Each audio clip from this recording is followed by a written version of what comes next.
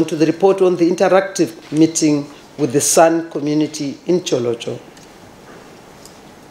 Cabinet received a report on a government delegation's visit to the San community in Tsholotsho district in Matabele North province, which was presented by the Minister of Local Government and Public Works, who was the leader of that delegation.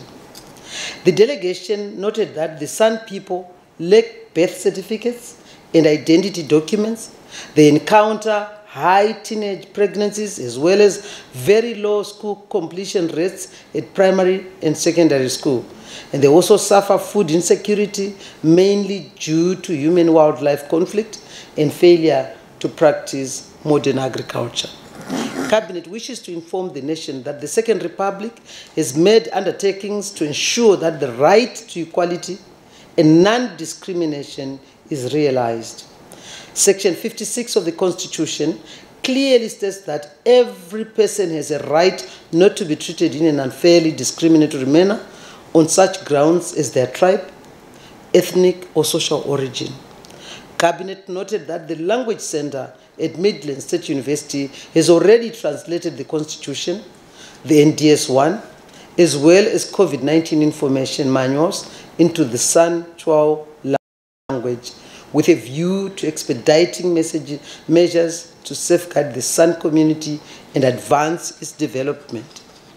Cabinet directed as follows: that every ministry should identify and take up a developmental role in areas inhabited by the San Tshwao communities, and also that 2 or 3 primary and an equal number of secondary schools be set up as boarding institutions in areas easily accessible to San Tshwao communities.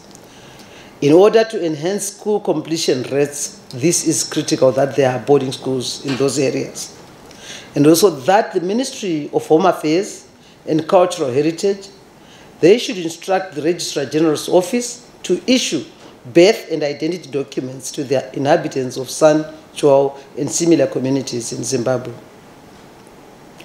In that regard, all constraints relating to testimonies by parents, relatives, and guardians should be waived.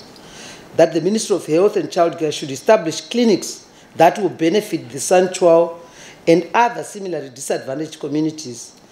That the security ministries waive the entry requirements to enable San Tshwao citizens to enlist into the respective uniformed services, and also that the Ministry of Local Government and Public Works expeditiously appoints headmen and chiefs to enhance the participation of the San Tshwao in governance. The Ministry of Finance and Economic Development should ensure the timeous release of funds requested by ministries for the implementation of development programs and projects in San Tshwao communities. In addition, Cabinet directed that proceeds from the Campfire program be plowed back to benefit communities living in areas where there is abundant wildlife. The food deficit mitigation program should be retargeted for the benefit of the marginalized San Tshwao communities.